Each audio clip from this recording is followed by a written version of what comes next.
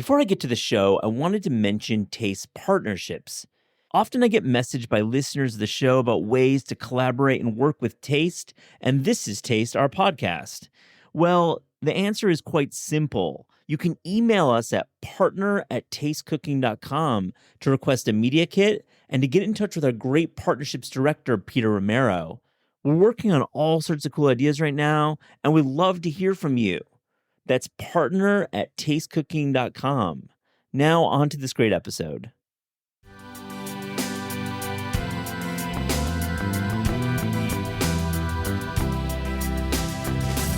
Our bottle itself has ended up in Architectural Digest. Like, there's been this weird irony of a plastic squeeze bottle with fun branding that looks beat up and wrinkled showing up in design magazines, of, oh man, like things you need to have in your kitchen. This is Taste. I'm your host, Matt Rodbard. Today on the show, welcome back Andrew Benin, the founder of Graza, that squeeze bottle olive oil that you have on your counter. They've got a big one and a little one.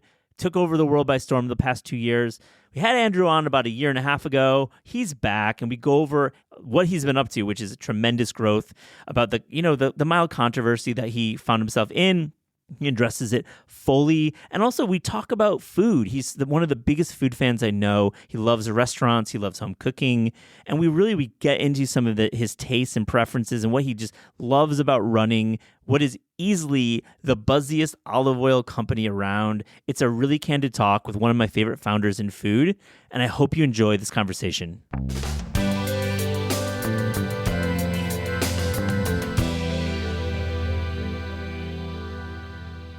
Andrew Benin, welcome back to This Is Taste. What's up, buddy? I'm so excited to be back here. Yeah. Round one was a hoot, so I don't know where round two is going to go. Round two is going to go to some cool places, and I wanted to have you back. You asked me, you're like, Matt, why am I back? I mean, first off, Graza is in our logo of our podcast. No big deal. NBD, and I feel if you're on the logo...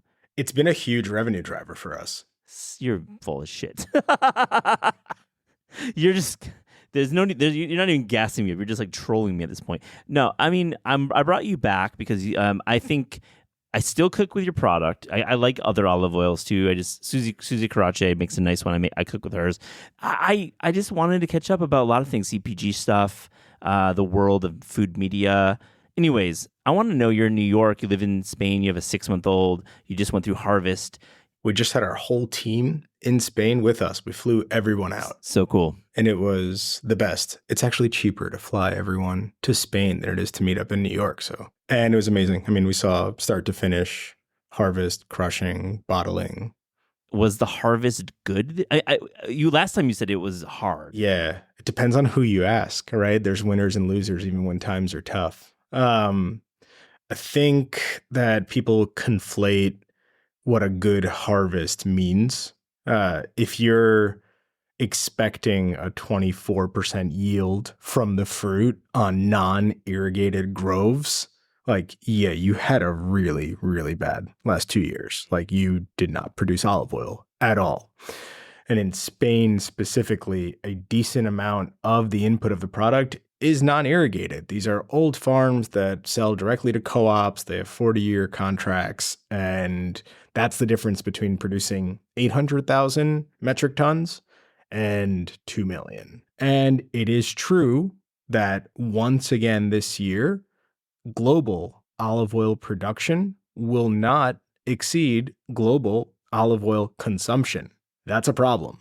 So prices have been extremely high. On the flip side, there's a lot of politics involved in agriculture. Spain saw olive oil consumption go down by 38%. Prices went up. So they just cleared VAT, which in Spain is 21% tax on olive oil, specifically at the grocery store. And everyone celebrates and they're like, the pricing is about to come down. Wrong. Pricing is actually going to stay exactly where it is because we need consumption to go down for pricing to go down. So I don't know. We're in agriculture. We're not just some pretty bottle. We're deep in it. Thankfully, we buy a lot of our oil in advance. So how was the on the culinary side? You're starting to press this harvest from December. What are you tasting? Are you tasting anything different? And the second part is if I'm buying Graza now in January or even when I'm buying it in June, is it going to be a little different from the previous year? Yeah, I mean, it's different from every single farm. So I just got my subscription 2 days ago. It arrived at my house and it had new harvest drizzle in it, which is really exciting. We don't market it where we're like old harvest, new harvest, because actually the better the oil is originally, the better it's going to hold up over time. So an early harvest olive oil, true early harvest olive oil in 1 year, if it's kept in optimal conditions, is still going to be significantly better than a new harvest, late harvest olive oil. Yeah. Right. So there's a lot of nuance. My drizzle was from Italy, believe it or not. Graza this year, this is a change. I'm glad you said that because you were 100% Spain, southern we Spain. were 100% Jaén Picual. Jaén Picual. So you're actually... This year, we've bought around 100,000 liters of Coratina from Italy. What's the percentage of that? Very small. It's from Bari. The reason we did that is because it's incredible olive oil. It's much more expensive than the Picual that we buy. Yeah. Italian olive oil, true Italian olive oil, is more expensive than Spanish olive oil. So we bought some of that because we loved it. We needed it. We wanted to secure it. And I got it at home yesterday and it's phenomenal. We also bought Picual from outside of Jaén this year. And we bought Picual from Portugal this year, from Alentejo, which if you live in Southern Europe, like it's right there. The last interview, a huge point of pride was we were only Southern. We were like, we could drive through the groves and like actually see all our olives, but now you're spread out. What are you feeling the same about your olive oil? Big time. I mean, we're picking the primo stuff from the people that have it, and building long-term relationships with suppliers in Portugal is a huge advantage. It's massive. Like we're eventually going to outgrow drizzle from Jaén. Like we've gotten that big. There's not enough early harvest olive oil in Jaén to just support Graza. So we need these relationships. And you can drive from my house 4 hours west and you'll get to Portugal, or you'll drive 4 hours east and you'll get to Jaén. You can still drive there. Exactly. And also you weren't like overly leveraging the Spain part of Graza. Like you had to really talk to you. And we're not Spanish gastronomy 2.0. Yeah. So it made sense to actually look outside of this region you live in. Yeah. Let me ask you, when I was in Puglia, we drove all through the groves and we saw a lot of dead olive trees where you make the oil.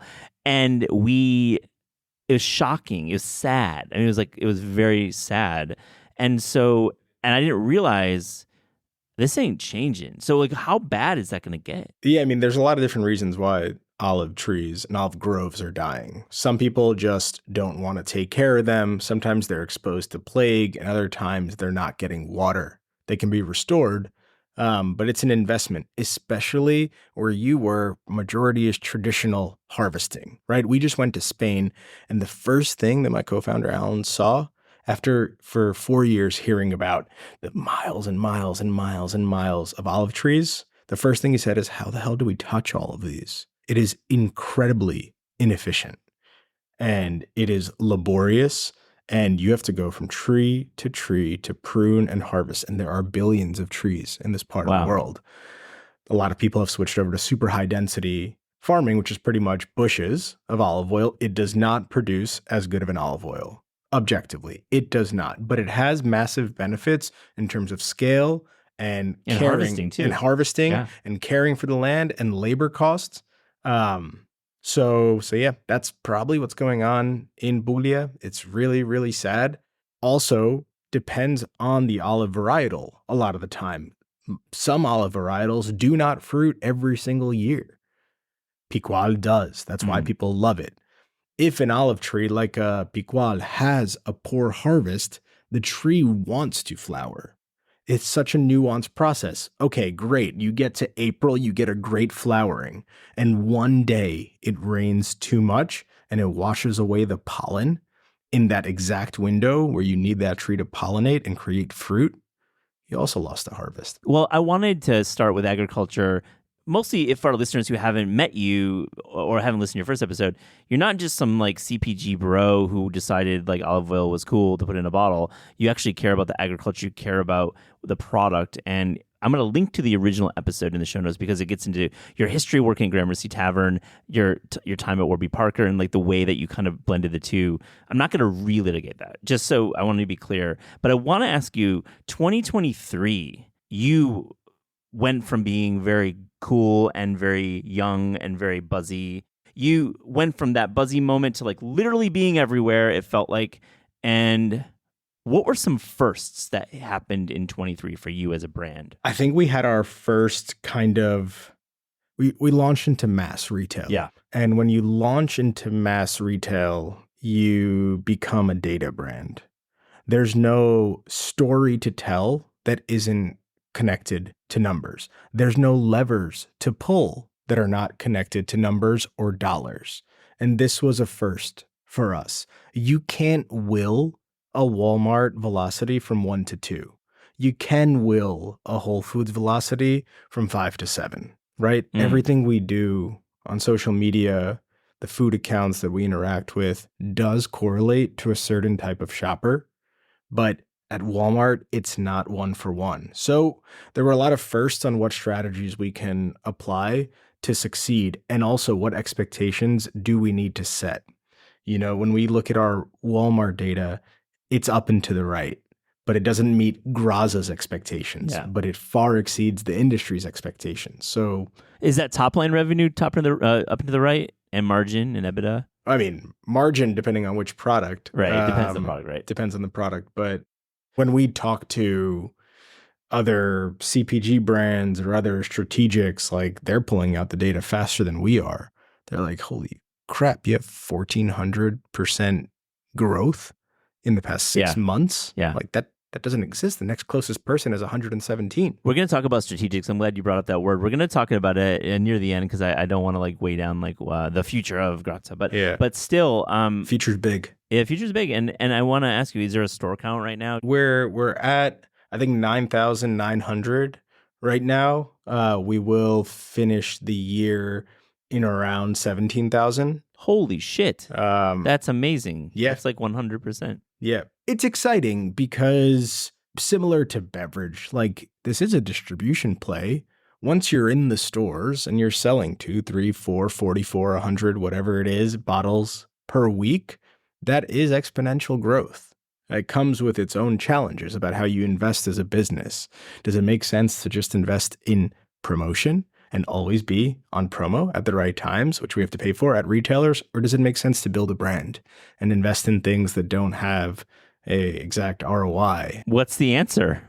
Or is it both? I mean, you think about Rayo's as an example. I think about why someone over the past 10 years has always been willing to pay $8.99 for Rayo's instead of $3 for Prego. And that's not because Rayo's is on promo. That's because of the brand that is Rayo's. Yeah. Our industry is pretty similar. It's a, fine art on how to create it. But if we play a value game, we're always going to lose. There's always going to be a cheaper adulterated olive oil below us. I'm not talking about adulterated with other cooking fats or cut. Yeah, I'm talking about EVOO is a laboratory test and a sensory panel. For a laboratory test to pass, you can do a lot of things to that product that won't come up. Mm-hmm. And you'll get an EVOO cert from a lab. On a sensory panel, someone should be able to suss out what's what. And speaking of that, Wirecutter put you at number one.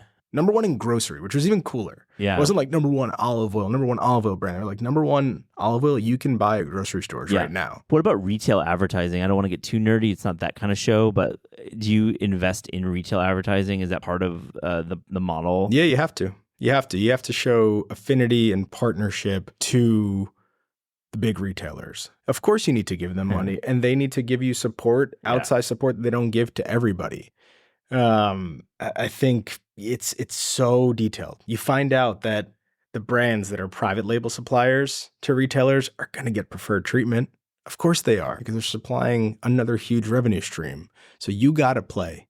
You got to be there. You can't, there's no shortcuts here. So Andrew, let me ask you, do you hit up The shoppy shops. The shoppy shops. We had Emily on the show. She didn't coin the term, but she made it popular. And, it seems that Graza in 23 became the go-to item in the shoppy shops of the land. We can talk about fare a little bit because I think that's definitely driving this. But do you hit up places like Monsoon Market in Phoenix or places like Pop-Up Grocer in New York that have been big champions of your brand since day one? Yeah, we talk to them all the time. I think Monsoon Market placed an order today. So the way we hit them up is, for example, we've launched 3 cooklets, we call them, to date. There are mini cookbooks, and we coined this term cooklet. And the thinking was, man, cookbooks are really big. I don't use them all the time because they just kind of sit on my cookbook shelf and they're big. I'm not going to bring them over to my stovetop all the time. Let's make these little cooklets that just end up in your knife drawer, your cutlery drawer. We made one that was all about salad dressings. We did it with Jess Damick. After she launched Salad Freak, we launched Drizzle Freak, which was all about making salad dressings, which people whip up with a Pyrex, little thing. You just need a little cooklet, little inspiration. We did another one with Natasha Pikowitz for desserts. And the only people that get those cooklets besides our customers are our top shoppy shops, and we give it to them for free. And we're like, listen, we created this amazing thing. It obviously costs money to publish. Use it in your store to drive Graza revenue for your store.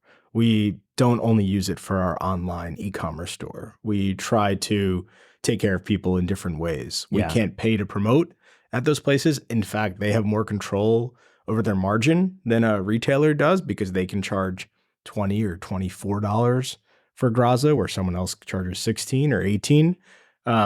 But we give them amazing materials that no one else gets. They're still, proudly the most profitable out-of-home advertising in the world. That's so cool to say that. And I know you're working on some other printed projects. Let's talk briefly about Fare, a platform that we've dabbled in a bit on the show and in the print pages of Taste or the online pages. I feel like Fare is that juggernaut in terms of bringing many of the founders and brands we talk about on the show to the market. Mm-hmm. What's your relationship with Fare? A really strong one. Yeah. Are you number one on Fare? We are definitely one of the top brands on Fare. We participate with them on improvements to their platform. Fare is essentially, I want to call it a hyper curated, extremely efficient marketplace for what's cool in design, food, home goods, in a way that even though individual stores in theory have access to all the same stuff, which I think is what Emily's article was kind of about. Why is everything looking the same? Yeah. I don't think Fare does a disservice to the suppliers or the stores. They really curate what's the best for the customer. And there's still room for individual stores to purvey plateware relationships that aren't available on Fare. So for us, it's been an extremely efficient way to meet and interact with stores from Tempe to Seattle to Bangor. Can't have a direct relationship geographically with all these places. There's there's no centralization. Fare enables that. Yeah, I want to have the Fare founders on the show. I feel like it's super important. It's definitely hasn't had that big moment yet in terms of media. Let's talk about the collabs, because this year you did some cool ones. We can talk briefly about the Deuce and Deuce Oven Mitt, which I think is really neat. I love that brand. Started in Brooklyn, very cool brand. But let's dive into your collab with Orabora. Paul Vogue was on the show recently, and I love Orabora, and my favorite print product of 2023 was your collaboration, your olive oil dry martini NA, which is now back available. Apparently, it was sold out for a while, but it was now available. Fucking great! I love it. It's so good. I crushed them at our office, and there was a lot of dialogue of, this doesn't taste like an olive oil martini. You know that, right? And I was like, one, be a bit more pragmatic. Let's all be a bit more positive because life is fucking hard. Two, it's delicious. Why are you not saying that? It tastes amazing. It tastes like vermouth. It has an olive oil flavor. It was delicious. And I could drink 6 of them and not get tired of it. That's what it's all about. I wasn't trying to create the next Grey Goose non-alcoholic canned beverage. And neither was Paul. We were trying to do something amazing, fun that's never been done before. And I mean, that collab truly started out of a joke at a trade show. Paul said that. Truly. He said like, I met them for the first time. Paul and Maddie have amazing energy. I was over the moon. Graza's first trade show. We're not showing, but people were excited. And I was like, man, we should, what's a weird brand? What's a weird place that Graza can show up? And I was like, Royal Caribbean. Like, that's where I want to be. And I want to be there with Ouroboros. I want to get a canned beverage on a cruise ship. Forget about, because I remember when I worked at Casper, and Magic Spoon, also the gold standard for getting your product somewhere was the airline. I was like, the airlines, it's going to take forever. They're going to beat us up over dollars. Like, let's focus on the cruise ships. They're making a comeback. Yeah. So that was the idea. Royal Caribbean never responded, and we still did it. It's great. I'm just gonna say I like it does taste like a martini personally. It has the gin astringency, the bitterness, the bite is there, and of course the olive oil, the smoothness, what you'd like in an olive oil martini. I haven't drank in many years, so I don't really remember that too much, but I feel like it hit me in a way that if I'm going to be at the end of the day and I want to refresh the palate before having dinner, I'm going to drink one of those. Yeah. Really fun collab. And then Deuce and Deucin, you do these oven mitts that are really neat. You're selling them on your site. Yeah. I mean, Deuce and Deucin is bigger than people think. For the team that they have and for the studio that they have. I mean, they're one of MoMA Design Store's top selling brands. Oh, sure. They show up in kitchens. And what's cool about that is our bottle itself has ended up in Architectural Digest. Like, there's been this weird irony of a plastic squeeze bottle with fun branding that looks beat up and wrinkled showing up in design magazines, of, oh man, like things you need to have in your kitchen. We felt like such a farce. We were like, damn, we didn't design Graza for that, No. But Deuce and Deucin definitely shows up in people's kitchens, and it was thoughtful. It was like, we don't want to launch something that screams Graza. Yeah. Because once brands try to take over people's homes and go outside of their domain, I think they've lost it. They've lost control. They're pulling the wrong strings. Speaking of squeeze bottle, last April, you kind of lost your cool and posted some stuff on LinkedIn about a brand that was a kind of a copycat brand, at least for the squeeze bottle. Long story short, the New York Times picks this story up. I believe we texted that day. I wanted to ask you, the New York Times is like writing this story. You responded in a couple different ways. Not going to relitigate it, but I will link to an article that kind of does. I want to know, Andrew, and thank you for answering this question. Like, what did you learn from kind of stepping in it a little bit? Oof, I learned a lot. I injected negativity into the Graza organization. That is not my job. That is not my primary value as one of the founders and leaders of this organization. In fact, my primary job is to leave all my negativity and stress out of the office and come and be motivational and inspiring and supportive and give my team resources to continue to grow the brand. And this was the exact opposite of that. Was I passionate in my expression? Yes. But I injected negativity and I learned a lot from that. And from a product perspective, I do think that I had a hiccup in my thinking that Graza is just a squeeze bottle. And I had to go through that experience to re-engage with some truth that we are so much more than that. And since then, other people have put olive oil in squeeze bottles, bigger brands like California Olive Ranch. And, for us, the next team meeting that we had was, let's not focus on what other people are doing that we have done. Let's focus right now on what we have that they don't. And let's lean into that this year. Let's double down on everything that we know we have that other people do not. And let's focus on creating more things that other people are not expecting. Let's innovate faster than people can join on to our packaging movement. And obviously there's a positive out of every single experience to glean. I'm making it seem really nice. This was not an easy thing to get through. There was a lot of crisis PR. I mean, my uncle did not know about your brand until he texted me the link and was like, this seems interesting. I mean, that's an all press is good press moment right there. I mean, if I'm counting, listen, there is definitely an argument for that. Does it help that you're in 9,900 stores and you're going to be in 17,000 at the end of the year? Does it help like when you see these like copycats? Does it kind of help that like you kind of won in a way? These numbers are undeniable, 1,100% and up and to the right. Does that help make this copycat culture like? Can you just like block it out?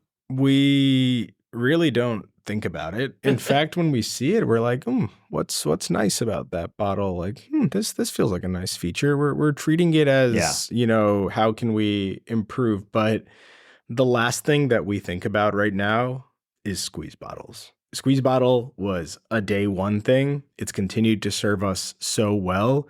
It is a quick way to identify our product on social media, and it's a quick way to feel us in a grocery store that we are different and differentiated, but our team is not thinking about squeeze bottles. We've already done that.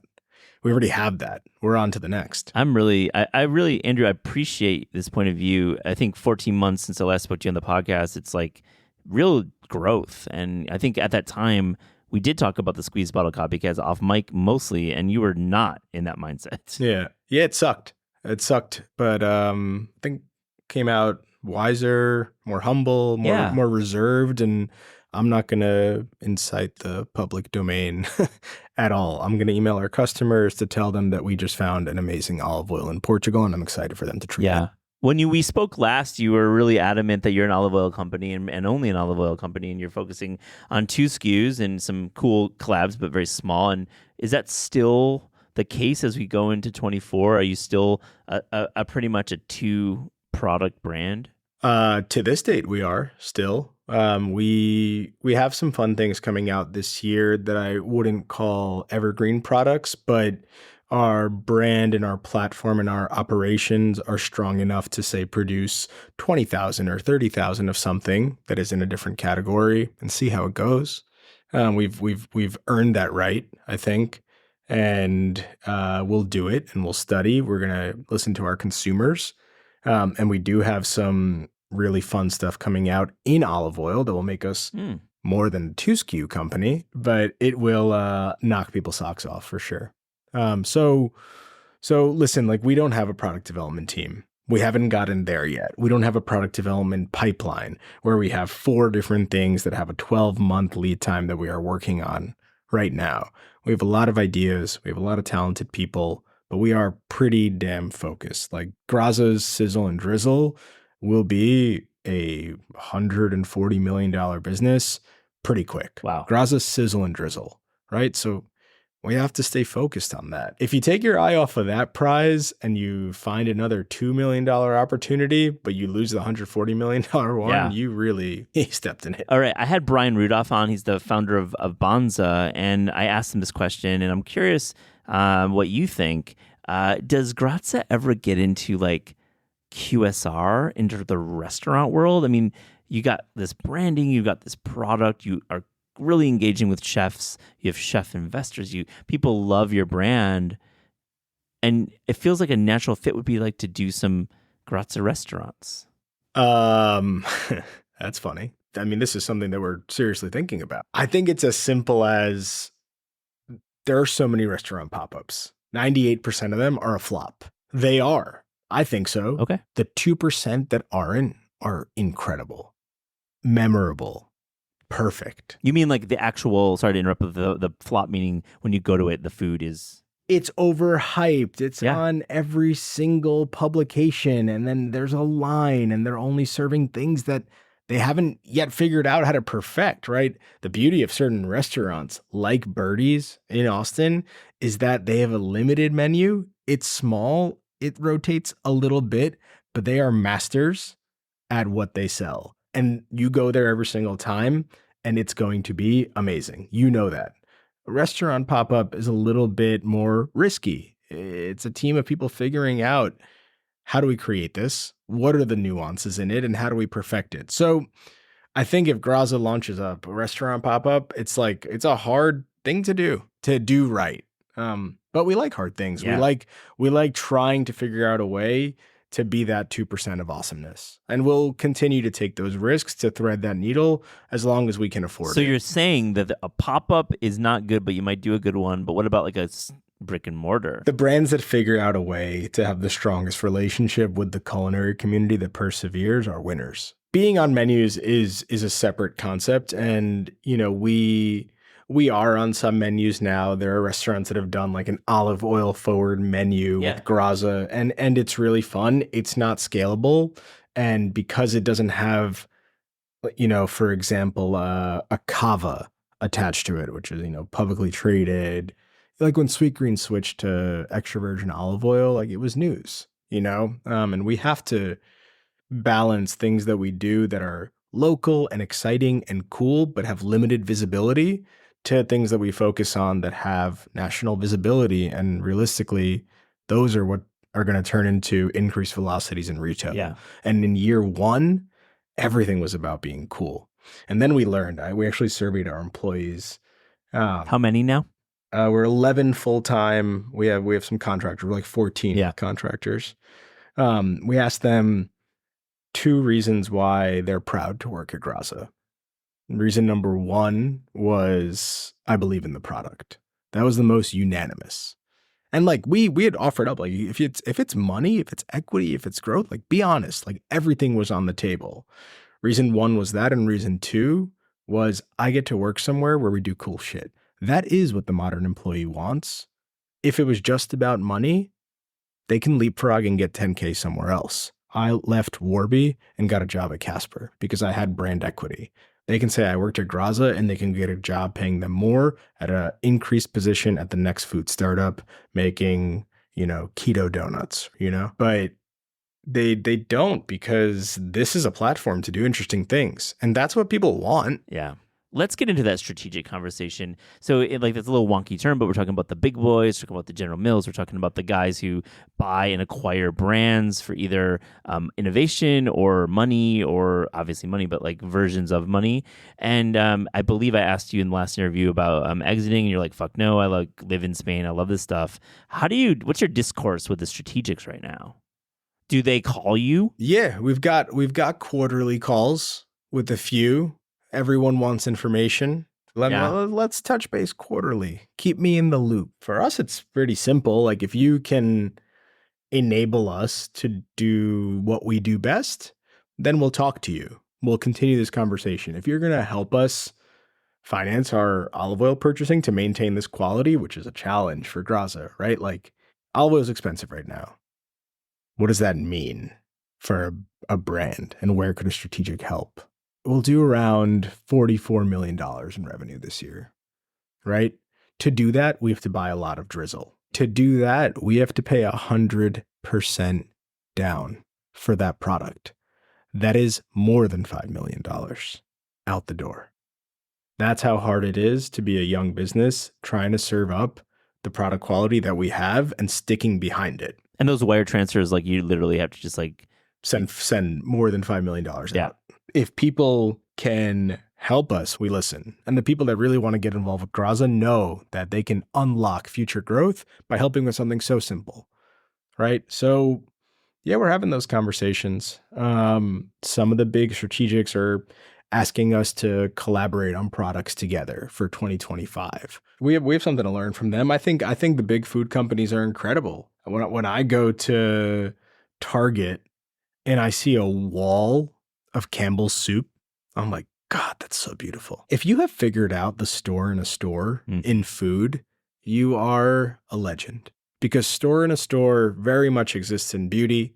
You can walk through the aisles of Target or of other, multi-channel grocers, and you'll feel it. Brands have a presence. If you get it done in grocery, you're a legend. If you get your space, your real estate, it's like building a little house. It's like Monopoly. You're coming back next year. We're doing this annual. I love these conversations. We can maybe talk about some new products. Sounds good. Andrew, on This Is Taste, we ask guests about their discerning taste. So to close this interview, here's a little rapid fire, fast and furious taste check. The best fruit. Dragon fruit. My God, that's a good one. I've never really had good dragon fruit in like the lower 48. I've had it in Hawaii. The worst vegetable. Turnip. The best dessert. I should say vanilla ice cream with olive oil and Malden. I won't. That was my next question. So there you go. You've answered the best thing to pair with olive oil, we'll say. Best dessert, Basque cheesecake. Great. I'm gonna keep saying great because we've written about it. It's been like this dish that's like taken over. It's huge in Korea. It's massive in Korea. But you live in Spain and you're not sick of it. Nope. The best New York City restaurant right now, or your favorite? We'll call it your favorite. Holy guacamole! Oh my God! I mean, this is about consistency. I like Barbette. I really like Barbette because they don't try too hard to make you feel good about eating vegetables, but then also give you like a confit duck. You know, Yeah. like you're not like, I should get the vegetables, but I also want like there's something for everyone. Wait, there. so this is the Barbette in Brooklyn? Yeah, Smith Street. Yeah, my old neighborhood. I was like, you're talking about a place in my old neighborhood. Oh shit. Your favorite American fast food chain? Taco Bell. Yeah. Your favorite city outside America to visit for food? Not to center this conversation in America because you don't live here full time, but I am going to do that anyways. Bologna, Italy. Ooh, yeah, great. Emilia Romagna. Let's do it. What do you like about it? I like it in the fall. I like it when there's a lot of pumpkin ravioli. I like it when it's a little cold. You're getting a nice tortellini and brodo. I like it. I really like it. I like the real green lasagna. That's what I like. A couple more to a cuisine you would like to learn more about. Japanese. Yeah. Like, it's such a weird thing that I love eating, but know very little about preparing. And yeah, really. Yeah, I would love to. I would love to learn more. Graza just got into H Mart. You know how many olive oil brands are at H Mart? 2. Last one, your favorite sandwich. Okay, shout out to the broccoli Reuben from Court Street Grocers because I've never felt so greasy eating vegetables and so happy. I love the broccoli Reuben. My favorite sandwich is probably a muffaletta. It just is. It's got everything. Like, I like a lot of meat and a lot of spice and a lot of pepper. You know, It's a great choice. I want it all. Andrew Bennon, thank you so much for joining this taste. It's been really fun. I've had a great time.